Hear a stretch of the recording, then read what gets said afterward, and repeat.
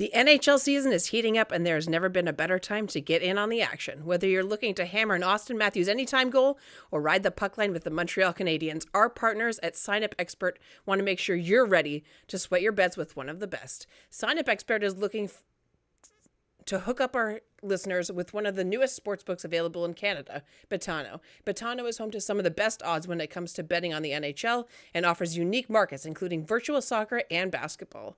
All you have to do to get started is scan that QR code on your screen or click the link in the description to register and place that first bet. If you thought the Vancouver Canucks have been the best surprise of the season so far, wait until you try Betano. Don't walk, run to get into Betano today. Scan that QR code or hit the link in the description to get started and start sweating the bets with the best. Always remember to bet responsibly and within your means. Viewers must be 19 plus for sign up on Betano.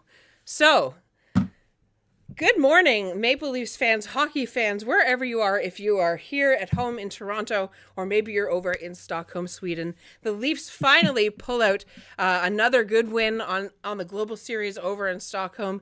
And who else to win it, right? Who else to win it but William Nylander, son of Stockholm, son of great NHL player Michael Nylander. And in a game that they looked like they were on the penalty kill for the most of, even though they weren't. Goodness. That second period. That second period and even the third period. They had, a total of 5 shots in the third period. Doesn't matter. Still get 2 points, and the Leafs get to come home winning both games over in Sweden. So how do you think it's gone so far? We'll talk about the game in just a second. Obviously, make sure you hit like and subscribe. But Armaan, welcome to Game Over. Good morning. How do you think the games have gone for the Leafs over there? Pretty good in Sweden. I mean, the Swedes came up big. Obviously, William Nylander again. I think Morgan Riley got player of the game, but I think they just didn't want to give it to Nylander twice. Man almost, Rolexes. I was going to say, man almost walked in with 2 Rolexes. 2 Rolexes. Yeah, but I mean, just about as good as it could have gone. This game wasn't necessarily the best, and we did play both teams in Stockholm. We're on the second half of a back-to-back. So we kind of had, a good schedule when it came to the Sweden trip. But aside from the second period, I thought we were actually pretty good throughout. Even in the third period, that one was a little weak, but 4 points out of 4. What can you say? Yeah. And William Nylander, the stories just write themselves. Yeah. Storybook ending. I mean, his family looked absolutely jacked. It looks like his whole family was there for both games, which is a little bit unsurprising. He was talking before the series started that he wasn't sure he was ever going to be able to play an NHL game in Stockholm. So we can only guess how much it meant to him. And to be able to play it in front of his grandma and his sisters and his dad and his mom and everybody else, it must have been so special for him. And I'm so glad that he got the game winner today. The only thing that could have made this trip better is if they announce a William Nylander contract extension. That was the only thing that I was praying for entire time. You and me both. I really thought they were gonna sign him this weekend.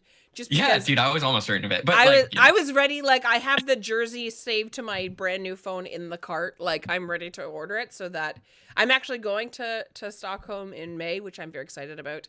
And I have gotten the heads up from my wife that I'm allowed to buy William Nylander jersey. But I want to make sure that he's re-signing before I buy that because if the Leafs, it's kind of awkward. It's going to be so bad if I show up in anyway, let's not talk about things that we don't want to happen. Regardless, the Leafs show up on a sleepy Sunday morning for us playing against the team that looks like they're wearing pajamas, which is only fitting. I hope you've had coffee. I hope you've had breakfast, and I hope that you are ready to start the day with Game Over because I'm excited that we get to do this so early. I'm not used to backlighting. Yeah, exactly. We got the washed out lighting on my curtains over here, but I'm not used to having to set an alarm to watch a Leafs game. So that was something new. And I'm glad that they won. I would have been so cheesed if they wake me up at 7:30 in the morning to start watching the game and making notes, and then they play the whole game the way they did and then lose. That would have been brutal. Yeah. But doesn't matter because Leafs make it to overtime by the skin of their teeth, honestly. Joseph Woll really keeping them in the third period. Holy cow, he was their best player in the third period for sure. Busy man. He looked great all game, and we're going to talk about all of that. So let's start off right at the beginning, shall we? The Leafs allowed multiple shots right to start off the game. The wraparound attempt saved by Joseph Woll in the first 30 seconds made the hair on my arm stand up. Not a strong start. I'm sure that there is some jet lag experienced by the team, but for a team that's playing for both of their opponents to be on back-to-backs and we look like we're on the back-to-back, it didn't look super good. And unfortunately, John Merrill gets his first in 49 games because, of course, and the Leafs go down early. But luckily, Tavares hits a post not long after that, and then the Minnesota Wild take a roughing penalty. The Leafs get a power play, and Finally, Austin Matthews finally scores a goal. He's gone, it was 4 games where he didn't score there for a minute? Yeah, it's been a while, actually. And with that goal, he ties Kyle Connor as the league leader in goals scored now at 14. And William Nylander got a point there as well, continued his streak. Yep, and it would not be the last time that we heard from him that game. Willie looked so good. He looked so good today. I don't know. I mean, he's looked good all season, right? I don't think it's just the excellent tap water that exists in Stockholm, but he just looks, he must be just tickled pink that he gets to play back at home, right? He just looked, every time he touched the puck, it felt like something was going to happen. Yeah, it's nice because he started the season hot, obviously, with the point streak, and then that just continues, getting to go home to Sweden, play in front of a bunch of his family. It's just a mood lifter. And it's he showed up. I was really worried that the streak would end in Sweden and that would just really suck going into the Detroit game. Imagine he's held pointless. If he's held exactly in both games, that would be so sad. And I was that was the most Leafy thing that could potentially happen going into this Sweden trip. So I'm glad that he showed up in typical Willie Styles fashion with that game winner too. But on the first, the Leafs started off pretty slow. The first 10 minutes, I don't know it was bad. I think we got one shot in the first 7 minutes or something like that. It was something, low at least. And on that goal that the shots John Merrill scored. Yeah, go ahead. The shots were 8-2, 9 minutes in favor of Minnesota. It was not a good start. Yeah, and when we were, even in the second and third period, our shot count was pretty low. When we were not at our best this game, we were really struggling to create chances. And, we started off like that as well. The first goal that they scored against Woll looked a little shaky on that one, which worried me a little for the rest of the game. He very much stood on his head for the rest of the game. So luckily that didn't, kind of come out later in the game. But Robertson on that play was rough. Yeah. And that third line, I think, struggled for most of the night. They were really the only line that I think struggled for the most part. But an ozone draw, Robertson makes an ill-advised pass, and it gets picked off. And because it was a pass up to the point, they have an odd-man rush. It's an easy entry and then prolonged possession for them, and then a point shot that Robertson can't block, and he's not really aggressive in terms of blocking it, and it finds its way in the back of the net. Luckily, I think, Robertson had a decent game after that, but that's one of the things that I think he needs to fix in his game. And he's showcased that he fixed that throughout the rest of the game, so I'm not really worried about it this season. But puck management in previous seasons within the NHL game was a bit of an issue, and he's been a lot better about it recently. But that's one where it's you got to manage the puck better. You can't be giving it up in the O zone to allow for an easy entry and then prolonged, and that line's not defensively all that good anyways. So yeah, it was just a rough first goal, I would say, for that line. And so I'm glad we kind of got it back early and ended the first period really hot, actually. The first 2 goals by Minnesota were from basically the same spot, maybe 5 feet from the blue line from distance. I think Joseph Woll might have seen it a little bit, but there was a lot of screening happening. Yeah. And a lot of flying screens, yeah. Yes, and not only that, but the Leafs were having just a heck of a time trying to keep it out of their own zone. There was more than one opportunity in the first period for the Leafs to clear, and they just couldn't get it past the blue line, and it was just pressure. It really felt like they struggled in their own end for the like 3/4 of the game, honestly. And credit to the Wild there. I mean, they played less than 24 hours ago. Like, this was an early game for them to, after playing last night. Yeah, they played last night. It was tough, and they were relentless on the forecheck. So credit to them. Yeah, they definitely, for a team that has had trouble scoring recently, I think they've been scored in their last multiple games like 16-7 or something was the stat on the TV. Yeah. For a team that struggled, they looked very connected tonight. And the first half of the game, even though the second half of the first period, the Leafs did look a little bit better, boy, did it just, I was really prepared to have a bit of a bummer game over. Yeah. Like, it was just the way that they started. They looked like they were still sleeping. They looked like they were the team that was in pajamas. It looked like they didn't have breakfast. It was just, they were disconnected, and it was one of those games where they have the first or second commercial break, and I'm like, this is gonna be a long game.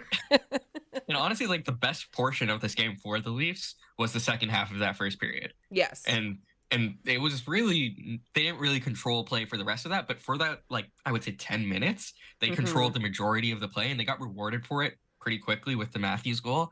And then Knies as well, being able to get that one-timer off. And then also Giordano saving his own. Oh my gosh, yeah. Oh, God. After that happened, because that was before we scored, Matthews scored the first goal for the Leafs, I was like, it's going to be one of those games. Yeah. He literally kicks it out with his own skate. Well, then just before the Leafs scored, Nylander and Tavares had that just absurd opportunity that where Tavares at the post, and I thought that it went in, but it hit the top bar, and I was just like, it felt like, I mean, I actually at the beginning of the game I always write down like a couple of points right at the top of the page there, and I was like, oh, Joseph Woll starting, and then I went, I forgot that they have Marc-Andre Fleury. Yeah. Noted Alan Walsh client, Marc-Andre Fleury. And so I was a little bit worried that we were going to get goalied, and it felt like the Leafs were kind of goalieing themselves. Now, again, they didn't have, like, the first half of the first period to only get 2 shots, and even in the third period, they didn't feel like they were creating enough chances, but it felt like that was because they weren't playing well enough defensively to give themselves an opportunity to have offense. You know what I mean? Like, they weren't getting in the lanes the way that they did. Like, the second period, they looked a little bit better, even though I don't have a lot of notes. That, like, the second half of the first period, the Leafs, after they kind of shook the ice off their bodies a little bit, it looked like they were picking up, and towards the end of the first period, it felt like the game was going to go differently. It felt like, the Leafs were going to carry this momentum forward. And the Leafs scored again with 1:37 to go. Matthew Knies with his 5th of the season. Boy, is it nice to have that guy on our team. Eh? Like, he went into the Wild's end at one point, and he got checked like pretty hard, and the other guy like fell down, and Matthew Knies like skated away with the puck. Dude, he's so big. good. Like, and we think solid. of rookies always as being like smaller and not necessarily as physically dominant as the older players. Matthew Knies is massive. Like, and I don't know if I think he's figuring out like just how big he is, because he threw the body quite a bit. Like, today, built like a brick shithouse. Yeah, exactly. Like, he's just tough to get off the puck, and just tough to move around. And he's really good on the corners. Matthews and Knies on that line one, they had a couple shifts where they were just amazing along the boards at just retaining the puck and working through a pretty relentless defensive checking by the Wild, but they were just amazing there. That goal was beautiful too. Yeah. And every single Leaf on the ice was amazing there. Yeah, go ahead. And they've played like less than 10 games together as a line. You know what I mean? Like, for this to already be going as well as it is, and for Matthew Knies to be as young as he is, to be able to, I think the trick with playing with two players like Matthews and Marner, though, is you have to play simplistically, which is something that he's talked about in the media. People have asked him questions about it, and Matthew Knies has said, this is what I need to do, and he really seems to have a good understanding of that, and he's doing little things, making smart, short, but strong passes, like, across the center of the ice to give everybody opportunities, and then just kind of like standing within like 8 feet in any, within an 8-foot radius of the goal line, and he's getting points, he's getting opportunities, and that goal by him was just a perfect example of just being in the right place, right time. Like, yeah, he does a good job finding open ice, and that play really starts with in the defensive zone on a breakout. McCabe makes a pretty strong defensive play to initiate the breakout. And then I think Knies is the one to make that first pass to exit the zone. Yeah. And then in transition, I want to shout out Giordano here because he joins the rush. Yes. Which drops the Wild defenseman down low. And Knies just does a good job finding open ice. Marner, beautiful pass to him. Yep. One-timer was perfect. And Matthews was alone in front of the net too, because Gio took the other Wild defenseman to the, I think, right side of the net. And Matthews was there for a rebound if it was there. And like, just perfectly executed play from defensive to ozone transition. Just smart hockey there all around.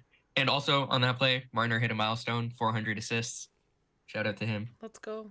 Yeah, it seemed like, it seems like the more time they spend together, the more opportunities like that they're creating. And they're very quickly, they're very quickly becoming a line where they might not get opportunities like crazy every single day, every single game, or every single shift. But when they get those opportunities, it's starting to become more commonplace that they're capitalizing on them and not hitting a post, not overskating the puck, not overpassing the play. Like, they seem to be really connecting. I mean, don't get me wrong. Are they at Nikita Kucherov level of playmaking as a single unit? No.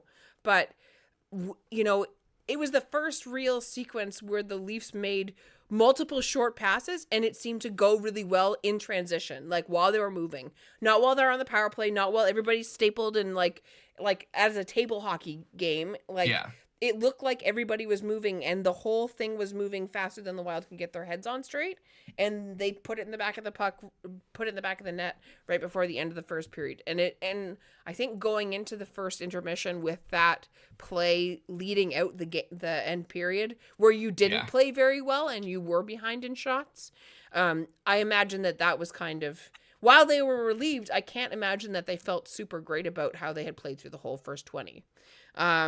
So let's talk about the second period, which I didn't have a lot of notes on. McCabe with the slash to start off. The Marc-Andre Fleury saved on Morgan Rielly. Oh my gosh. That was a beauty save.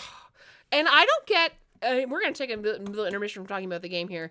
I don't get why people still dismiss Marc-Andre Fleury as being like, I would still say he's probably one of the top 5 goaltenders in the league. Just in terms of consistency. Like, is he older? Yes. But the fact of the matter is he's won cups before, and that's not an accident. And he's shown time and time again that he is he's right at 4 wins behind Patrick Waugh. He's clear. He's definitely a great goalie. This season, I think, he's taken a little step back, at least with the stats wise. I haven't really watched him all that much, but he's got like an 880. Is that because of the team he's playing on? Like, they're being outscored like crazy because they haven't been able to create a lot of opportunity, and the Wild haven't been that good defensively. To be fair, Philip Gustafsson, who was great last year, also has shitty numbers this year, so it could just be, the play in front of them. It could be both, right? And I actually forgot. Did you forget, too, that Patrick Maroon and Zach Bogosian were on the Minnesota Wild? Bogosian. Dude, I totally forgot about that. He got the puck in the second period, and I was just sitting there like, is that Bogosian? I totally forgot he was on them. Patrick Maroon, I remembered, but Bogosian came out of nowhere for me. The ghosts of Tampa Pass. I actually wrote that down in my notes. I was like, wait, what? Bogosian? I'm a little bit sad that the Leafs didn't pick him up on the waiver wire, but we were so close to the cap. And we will talk about cap stuff in a little tiny bit. And then Brody was called, Minnesota power play, Leafs kill it off. Marner got called for the slash. Yep. Minnesota power play again, the Leafs kill it off. And then Wall with a huge save on Kirill Kaprizov to end out the second period. Again, still 2-1. I have 5 notes about the second period. It seemed like the Leafs were just playing. It felt like the Leafs were playing like the Islanders, where they're just playing keep away and they're just trying to keep it out of their own end. That's what the second period felt. Yeah, after we went up 2-1, we sort of went back on our heels a bit, which isn't the greatest move when there's 2 full periods of hockey left. We took a lot of penalties in that period. I don't think all of them were necessarily warranted. They might have been a little soft. Like the Marner one was definitely a slash. I'm glad we didn't get called for too many men, because that bench setup was weird. Like, it was. Can we there really were a briefly? couple times where I was like, really briefly. I had totally spaced. Like, I did watch. Like, I watched highlights of the game the other day. I didn't realize that like the cameras were on the other side, and I was like, "Where's the bench?" It's like, it is. No, we're looking setup. at the officials and the penalty box on the other side instead. And the other thing is, like, you know, especially in the second period, we took what was it, 3 penalties in that period, and you have the long change there, which isn't great. Credit to the PK, or just credit to the Leafs PK. They played pretty much all 3 of those penalties perfectly. Yeah. Like, I don't think the Wild got a few chances on their first power play, but the last 2, I don't think they like got really anything. We cleared it every time. We were getting changes in. So credit to the Leafs PK there. They really held us in there, because special teams wise, we gave up a lot of penalties. Yep. Stupid penalties. We came up pretty big getting a power play goal and killing off literally everything. So Also, that's it, really. Yeah. Also, everybody, if you're hitting your questions into the chat, we are going to answer your questions in just a little bit. We're going to answer them in the press conference at the end, so please hold on to your questions. Also, make sure you hit like and subscribe. If you know somebody that's watching the game, or maybe they were watching the Cricket World Cup, which Australia won, and you want them to come watch some stuff about hockey, then please our niche send is them going this link. off on our group chat. With the cricket game. I actually had the He live was so score sad. going. I had the live score going. He was so sad. I'm sorry. I'm an Australia fan, so I'm sorry. Oh, I'm sorry. Anyway, let's get back to hockey. So, end of the second period, the Leafs really felt like they were playing on the penalty kill for so much of the second period. Even when they weren't on the PK, it felt like they were on the PK still. It felt like this kind of overwhelming and inescapable feeling of chasing and just trying to keep it out of our own end. And then the Leafs get an offside, 34 seconds in. Willie gets a wonderful chance. The shots were 22-19 for Minnesota. So the Leafs, even though they felt like they were being outchanced, when they did get their opportunities, they were getting shots on goal. It was just Marc-Andre Fleury was playing really well, honestly. And then Morgan Rielly from Austin Matthews and Mitch Marner, 4 minutes and 22 seconds in. It was a really nice goal, man. Morgan Rielly, boy, is he living up to that contract that he signed. Oh yeah. Oh, he's excellent. So good. He's excellent. So good. And I never want to see him taken off power play one. You know, we'll talk about Klingberg later maybe, but Rielly is really good. So. Yeah. And then just a couple minutes later, unfortunately, the Minnesota Wild start fighting back. Jake Middleton from the blue line, again, almost an identical goal as the one earlier in the game by where did I write his name? Oh my gosh, John Merrill. Oh my gosh. So almost the exact same spot, right within 5 feet of the blue line. Lots of traffic in front, and it goes high side on Joseph Woll. And unfortunately, Zuccarello got tangled up with McCabe. Yarncrook had a really good chance, but then Matt Zuccarello toes it in over the line, and the Minnesota Wild tied up with 11:11 to go. Again, I wrote here, it felt like the Leafs were shorthanded in the first half of the third period, even though Morgan Rielly scored.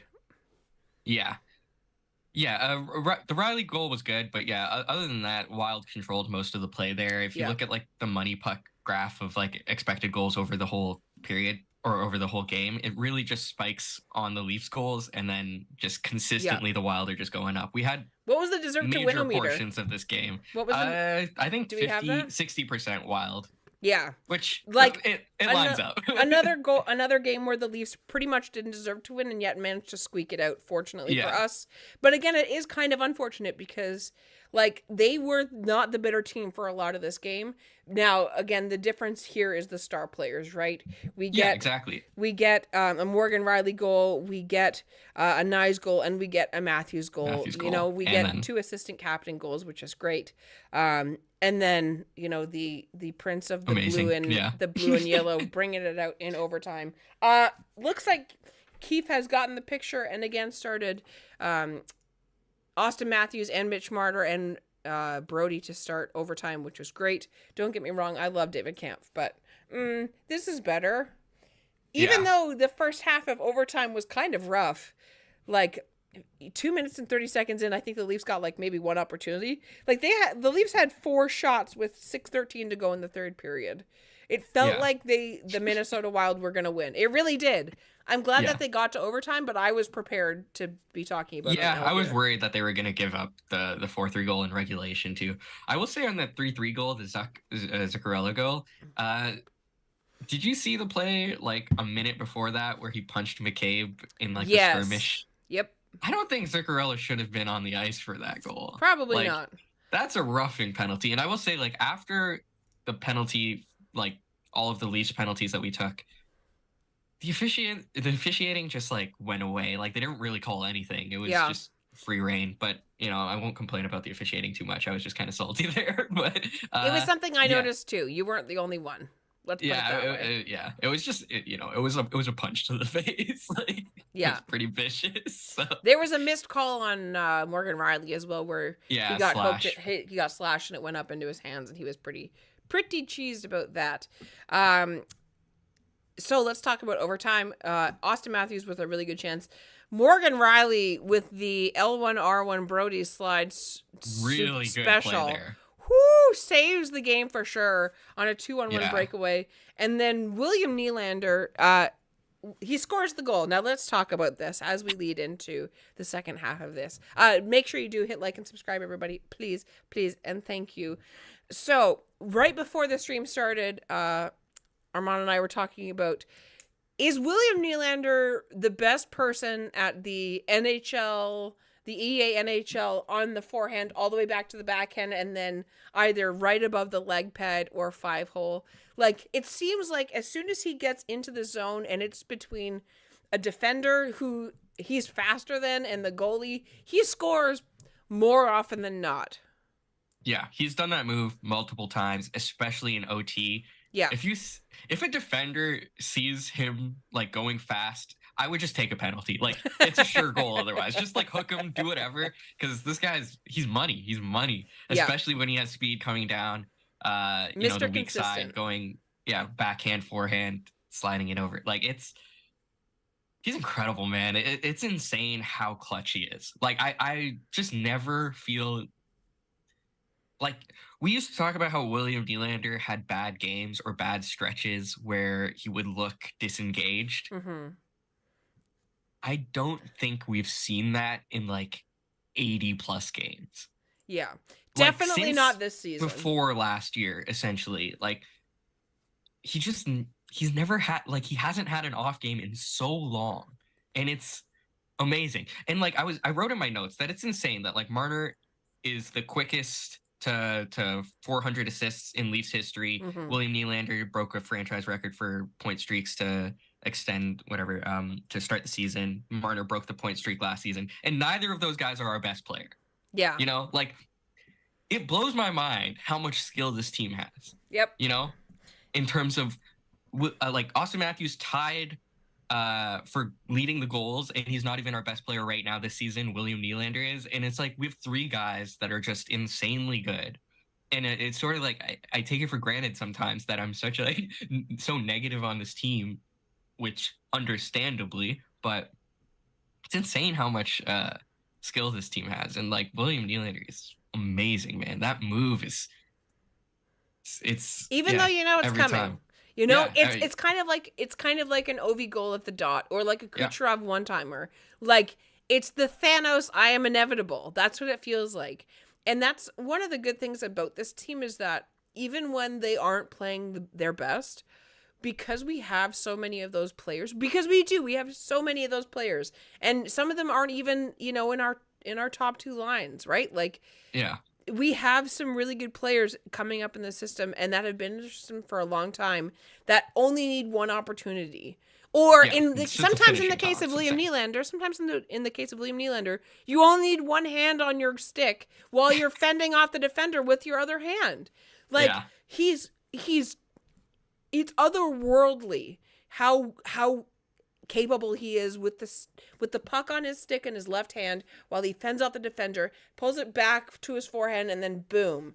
Like, even though it's coming, there's nothing you can do. And we were talking again right before the stream started about how much we want him to resign. And I was really hoping that they were going to resign him while he was over there. I know. I think if you're watching this, if you're in the chat, if you're listening to this, you probably feel the same way that you were, even if you don't want to admit it to us or to yourself, you were hoping that he was resigning while he was in Sweden. Oh, 100%. I mean, and yeah, like, as you said, like, you just need one chance with those guys. And, I think it's safe to say that the Leafs had a bad game when it comes to a process perspective tonight. Like, they were outchanced, they were outpossessed for the majority of the game, but the Stars came through again, and they've consistently done that this season. And, it's just great to see that in those moments, in those clutch moments where you just need a goal, we're getting it from the people we should be getting it from. Yeah, exactly. Like, yeah, it's good to see that. Obviously, we want the process to be great. We want to have secondary scoring as well. We want to be defensively sound, and there are definitely improvements that need to be made within our defensive structure. After tonight's game, I thought we were hemmed in quite a bit. Game. It's 11:30. See, look, we've been conditioned. I know so many people are like, "Oh, it's so nice to like have this in the morning." Don't get me wrong, like, I wouldn't be against having the occasional like Sunday morning game. Normally Sundays are like my sacred sleep-in day, and I refuse to do anything on Sundays.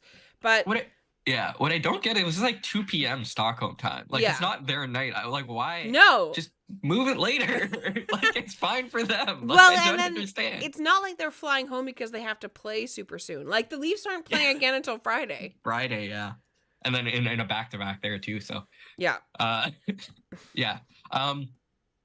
Like, our defensive structure needs work, but today, like, the Stars came through. They got us 2 points again, and we come out of Sweden, getting 2 wins out of 2. Yep, 4 points. It's pretty 4 good. Points, and that was what matters, right? And that was following up a solid road trip and then a decent homestand. We were all kind of worried about how these 2 games were going to go, and it's nice that we get to like have a few more days to recover, and then we get to go home, play against a team that has the newest and best young player that's under 20 years old basically on the planet, which is nice. Oh yeah, and that'll be an exciting game, but I'm really pleased with how it went. I think the guys seem to be really enjoying being in Sweden. I mean, how special was watching the Leafs blueprint the other day where Mats Sundin comes in and reads the card, like the starting lineup card, and then he drops the puck today, and it was like, oh man, like hitting me right in the feels. I didn't realize how badly I was butchering the Swedish names when he said like Legason and Yarnkrok's name. And it was like Lagerson and Järnkrok or something. Yeah. I was like, oh my God, I've been butchering this for their entire careers. Yeah. Yeah. Well, and so what was it? There was a thing the other day where they were, it was the conference. Oh, it was the video with Kelly Järnkrok and William Nylander talking to like the kids. And they're like asking basic questions. And I've been like on Duolingo for a couple of weeks now. And I'm like, I am so screwed. Like, yeah, when you go to Sweden. Oh my gosh. Now I know everybody's like, oh, everybody speaks English there. I know, but it's like a point of pride. Whenever I go to different countries, I do my best to try and learn the language. Yeah. And like, for the most part, in Western Europe, you talk about like French, English, or French, Spanish, Italian. They're all kind of like, you can fake it. Even like Catalan and stuff like that, like some of the dialects. Yeah. You can kind of like schmooze your way through that and figure it out if you know one of those languages fairly baseline. That is not the case in Swedish. Yeah. That is not the case in Swedish. And so, I think we've probably all seen some of the videos of William Nylander being out and the things that he's done while he's been home. Like him, and someone actually mentioned in the chat earlier him going, he should go on the Pat McAfee show in that white tank top. That was flawed, yeah. Yeah, like, and he's not wrong, right? And it's interesting because we know so little about like Stockholm's hockey culture. At least I do. If you know more, then by all means rub it in my face. But he's like a legit. Like, he's the equivalent of McDavid in Canada. That's him. Oh, he's a superstar, yeah. He's the guy. He's the guy, it seems like. I also loved the dueling chants from "Let's Go Wild to Go Leafs Go" during the third period. That was great to see. Sweden's a great environment Yeah. to be in. Yeah. And all of the hockey fans seemed to be like just there for the vibes. Like everyone seemed like they were having a good time no matter whose jersey they were wearing. Like there was no one pissed off in the stands. It was so great. And it looked like it was cold in there. So I wonder if that like affected the ice, because everybody talks about how bad the ice is in the SBA. It looked like everybody was like wearing jackets in the Avicii Arena down in Stockholm. Yeah. Yeah, honestly. It looked chilly, so maybe the Leafs benefited on that. I don't know. Whatever it was, the Leafs managed to pull out the win, and that was great. So everybody, make sure you get your questions in the chat. We're going to talk about one other subject very quickly, and then we're going to get to your questions and the press conference. So make sure you get your questions in on the chat, and we will pick the best ones and answer them. So let's very briefly talk about the long-lost number 3, John Klingberg. More coming out about his injury and the potential longevity of it. The fact that, is he now been placed on IR? Is he on a LTIR at this point? I don't think he's on LTIR yet. Okay. But Keefe did come out to say that there was concern that it would be long-term for his injury. And I think that affects obviously his trade value as well. But if there's a possibility to put him on LTIR, obviously that helps our cap situation quite a bit. Sure. He did look hurt. I would say, like, I'm not surprised he's been hurt, but it's apparently something that he's been harboring for, a few years. Right. And it's just been flaring up, I think. When he...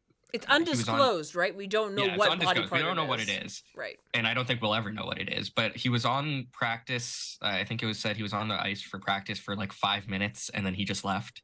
So it's clearly something that's been, nagging him. Mm-hmm. I know there's a lot of jokes about, putting him on LTIR, like, injuring him, and being like, "Yeah, you're injured, but I think it's like a legit injury."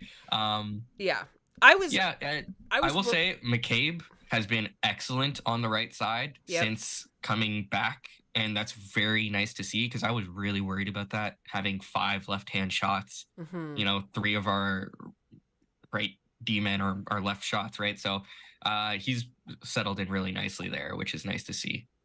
Yeah, he's had a good couple of games, and honestly, not just his play, but his engagement level. When there's been scrums in or around the net, he's been one of the most noticeable in terms of like not putting up with it and actually pushing people behind the net and being involved and not being a jerk, not being like a rat, not being a Brad Marchand by any means, but just standing up and being like, no, we're done here. And like actually using his stick and his body to get in the way, which has been very nice. I definitely don't think that John Klingberg is. I don't think he's been injured intentionally. I think that maybe part of it might be the fact that I think Toronto has, it's well known and well advertised around the league and amongst players that Toronto has some of the best medical staff. So I imagine that there might have been a case where this injury started to come up, and then maybe he did some scans or whatever, and the medical team on the Leafs, which again is known and advertised as being some of the best in the whole of multiple, like MLSE is known.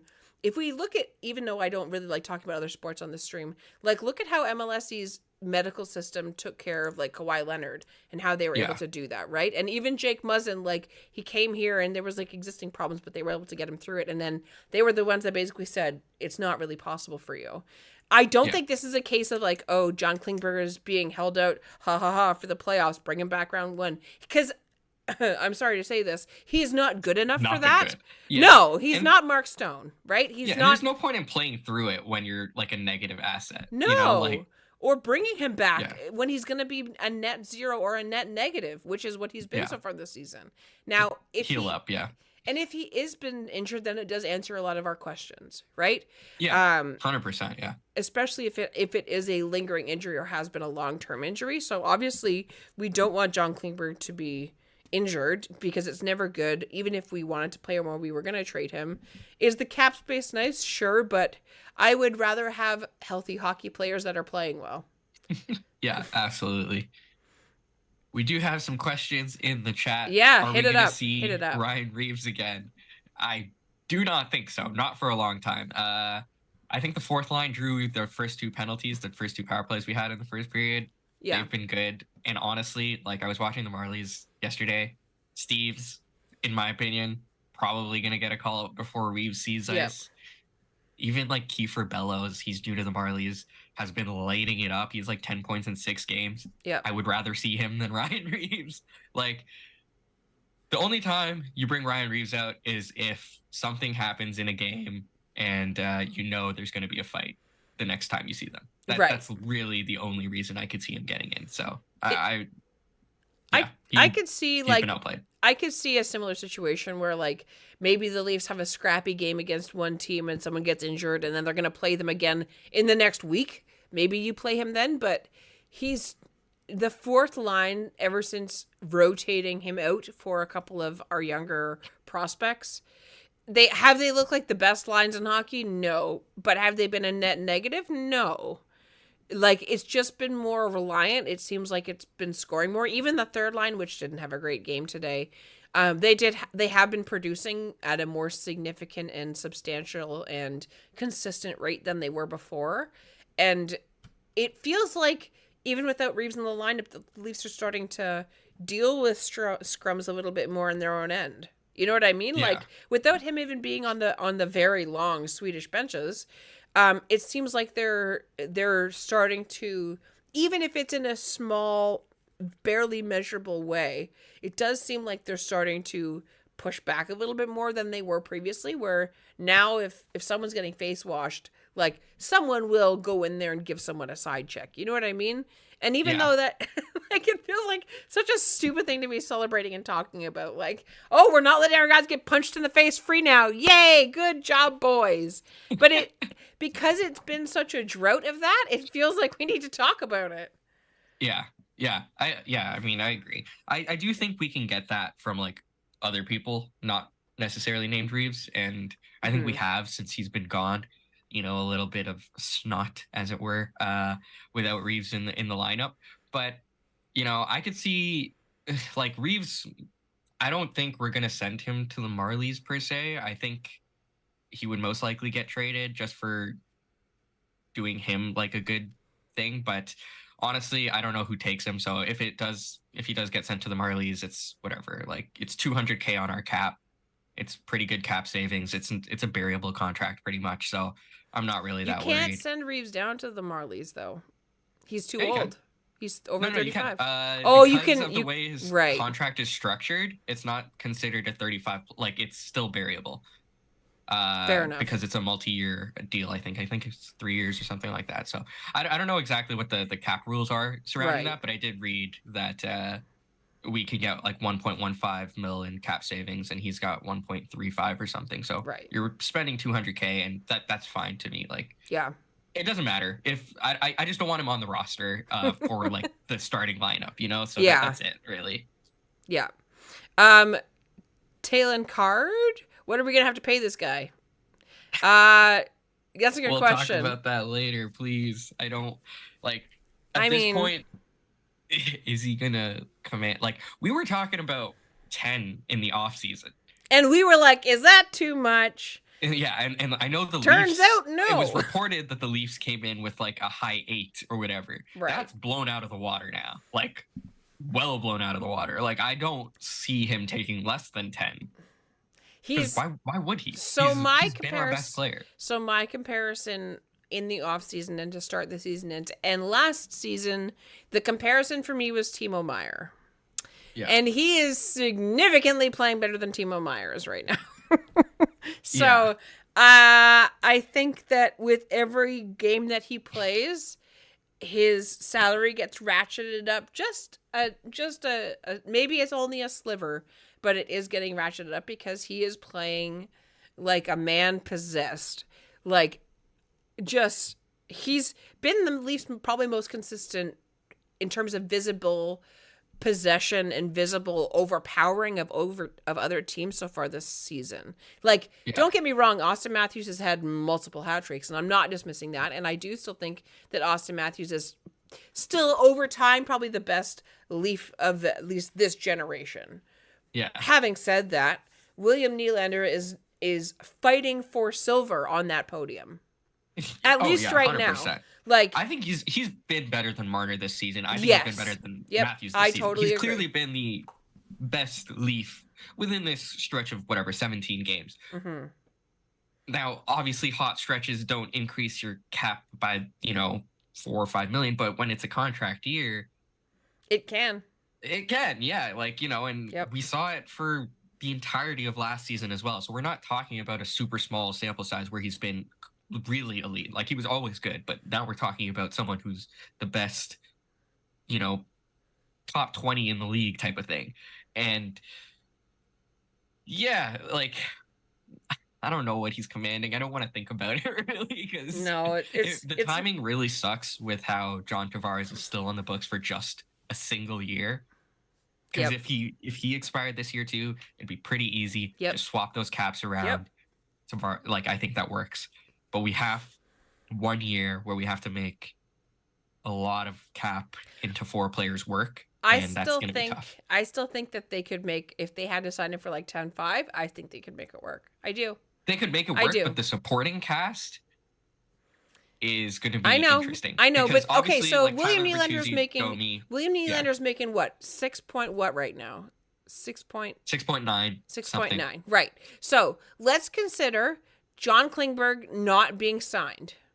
That's the difference. The difference. And so if you don't sign John Klingberg to another contract year, then right there you have the money. Now, but do you want to go into a season with William Nylander being in your top 6? It's one season. So far, I wouldn't be against it. Yes. Yeah, he's been a phenomenal 7th D man, and this is no disrespect to William Nylander at all, but is it ideal? No, it's not ideal. Is it ideal? It is no. better than losing. It's better a top than losing 4 player. Yes. Yeah, I do agree with that. You kind of just have to take the bad with the good just for a season. You suck it up for a season. Especially if we're only 7. This is a game. This is game 17. If this falls off, if William Nylander all of a sudden turns into a ghost and is unplayable, then obviously it's a different conversation. But we're less than 20 games in, and so far he has been more consistent, he's been more reliable, he's been made better defensive and offensive choices. He has led the rush better, he has held the blue line better, he has played better than John Klingberg has right now. Again, 100%. Am I banking on that in the playoffs? I don't know. We'll get there in March. But right now, I can't fathom being I would rather re-sign John Klingberg for another 4-year contract than pay William Nylander to come back. I don't think Klingberg's getting another contract with the Leafs personally, but Colin brings up a good point. It's 1 year, and you could use Marlies as well, and we do have a lot of Marlies that I think are Topi Niemela, knocking at the door. Topi Niemela, Mikko Kokkonen. If he keeps playing as well as he does, then there's a chance that maybe he is our 7th defenseman next year, and William Nylander does that. And then again, if you're able to bury the Reeves contract, or maybe you buy it out, or whatever you do with that contract, maybe whether you trade it or not, then you can make it work, and it's worth it. Now, do we sign ourselves up for even more criticism if and when the Leafs lose games because of failed defense and only having one of the lowest percentages spent on defense versus offense in the league? It'll suck for a year, guys, but you know what? I would rather do that than go watch William Nylander play in a Rangers jersey. Oh, no. You don't lose William Nylander for a 4th D. That'd be stupid. 100% re-sign William Nylander at whatever it costs. Yep. It's just, I think it might be a little rough next year with our cap situation, but that's how it works. That's it's not going to be perfect. And honestly, I want to put more faith in some Marlies. We have to give them an opportunity. I'm really sick of them sitting down there. It would be really nice. Alex Steeves. How old is Alex Steeves? He deserves to get an NHL opportunity at this point. I think he's 23 now. I was going to say he's 23 or 24. That's the age where I think a guy like Alex Steeves, who showcased his ability in the AHL, probably deserves a shot now. Yeah. And a consistent shot. And, Robertson's obviously going to be full-time, I think, for as long, as starting now, I think he's a full-time NHLer, really. Yes. And he's obviously going to be up next year as well. Matthew Knies is obviously on an ELC as well. You have very good value in some of the supporting cast here that we can really utilize. And we don't need to go out and sign Max Domi or Tyler Bertuzzi to larger Or contracts. Patrick Kane. Stop it. Or Patrick Kane. Stop it. Stop it. When you can rely. Yeah, I agree. And like, obviously it's not ideal. I'd rather have a Max Domi than Alex Steeves in the lineup. Yeah. You know, just from the, you know, it's just, he's a better player, obviously. Yeah. But with that being said, when you are up against the cap, you have to make it work. And so I'm okay with relying on Marlies a little more next season. I think they've been really good this season. And you can't let them sit there forever. Yeah, like, you know, I think some of them deserve their shot. And if it's not going to be with this team, it's going to be with another team. Yep. You know, like, they're not going to sit there forever and just watch their career go by, especially their prime years, you know? And next year, there's going to be all new people playing for the Marlies, too. Like, next year, Easton Cowan will be a Marley. Fraser Minton will probably be a Marley. Yeah, there's a chance they both fight for Leafs. That's what I was gonna say. There's a chance they're both fighting for roster spots on the Leafs. So if there was and Holmberg as well, I totally forgot about Holmberg. If there was ever a year to skimp out on paying to bring some free agents in, this coming off season is the off season. Resign William Nylander, build around the edges internally with either leagueman contracts or ELCs. Or both. They can get it done. Yep. I'm sure of it. Yep. And then, you know, you work through that and you still have everybody else. And then John Tavares, you know, wanting to stay in Toronto, signs a team-friendly contract. Max Domi having advertised that he wants to stay. And since he hasn't, he's been decent so far. He's been okay. He's put up some assists. He did score a goal, even though it doesn't technically count. You know, maybe he resigns for a team-friendly contract as well so that he can stay a Leaf. And then, you know, you can make all of that work. So I think that you suck it up. And does it hurt? Sure. But is it better than the alternative? In my not so educated but humble opinion, yes. So do we have any more good questions, or should we wrap this up here, buddy? Also, yes, shout out to Flo Jurgensen. I am wearing my Boreas Alming shirt for the game today. I love that shirt. Oh, it's so nice. I love it. It's great. I'm going to have to buy it in a hoodie, too, for when I go to Sweden in May, which will be very exciting. So, yeah. Yes, hip surgery is kind of a killer. Please, Brad Treliving, if you somehow watch this, please don't sign Patrick Kane. Also, I would like to give a very, very, very small, short shout out to Steve Glynn, SDPN Sports, for actually getting access to the Leafs questions, being able to ask Sheldon Keefe there, and he is there. He was there he's been there since, I think, Wednesday. Steve over in Sweden actually getting an opportunity to get credentials, go ask some of the Leafs players and management some questions. It was huge. So congrats, Steve. And obviously we're all stoked here at SDPN. You know, I'm not going to say Steve's a good friend of mine, but I like to say Steve is my friend. And it was really neat to like hear the audio of being like, oh, Steve Glynn, SDPN Sports. And I was like, who is this guy? Who is this man? Amazing. You are sit on a throne of lies. So yeah, that was super exciting. So hopefully that's the start of many good things. I know that for the All-Star weekend, there is all kinds of sorted plans regarding SDPN and all kinds of stuff for the All-Star thing, but we will talk about that probably closer to the new year. So obviously Leafs finish the Global Series over in Stockholm, Sweden with a strong win, 4-3 in overtime. Again, winning a game that maybe they didn't deserve to, but we are grateful for the points. So for Game Over, my name is Lauren Williamson. You can find me on Twitter at Lauren6. Armaan, where can everybody find you, buddy? My name is Armaan. You could find me at Armaan Punthicky on Twitter as well. That's right. And obviously we have been here for SDPN Sports. Please, guys, make sure you hit like and subscribe if you have liked this video. Thank you for watching. Good morning. I hope you had a great breakfast. I hope you had fun with us, and I hope you have a great rest of your weekend. We will see you back here on Friday after the Chicago Blackhawks game with Game Over Toronto. Have a great week, everybody.